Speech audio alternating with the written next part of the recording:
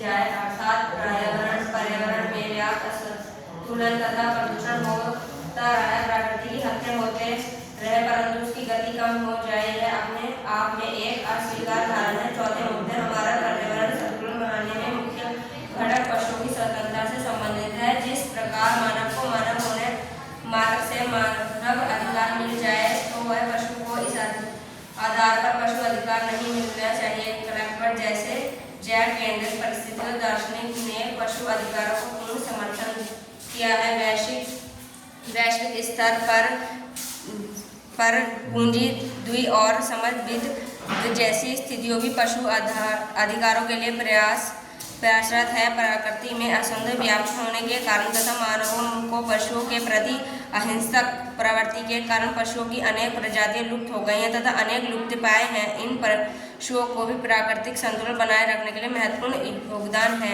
इस परिस्थितियों की बोध पारिस्थितिक चेतना के बीच में भेद बताते हैं। उनके अनुसार यदि पर्यावरण की समस्या की जानकारी देना मात्र से परिस्थितिक बोध पैदा होता है और सभी मानव अपने परिस्थितियों दायित्वों का निर्वहन करें तो ऐसा नहीं है। व्यवहारिक सत्य तो यह है कि अत्यधिक शिक्षित व्यक्ति भी ऐसे कार्य अनर्थता करते हैं जो पर्यावरण विरुद्ध हैं, जैसे पॉलीथीन का प्रयोग, धूम्रपान, नदियों में अश्लील विसर्जन, पुष्प विसर्जन इत्यादि। इस समस्या का समाधान जारी से नहीं बल्कि मूल्यों में परिवर्तन से संबंधित है। अतः इसका समाधान पाठ्य पुस्तक द्वारा न होकर मानव की मूल चेतना में परिवर्तन द्वारा हो सकता है, जो धर्म के माध्यम से ही संभव है, क्योंकि धर्म में नियत तत्व मानसिकता के अधिकार पर मनुष्य प्रकृति के प्रति अपना दृष्टिकोण तय करता है।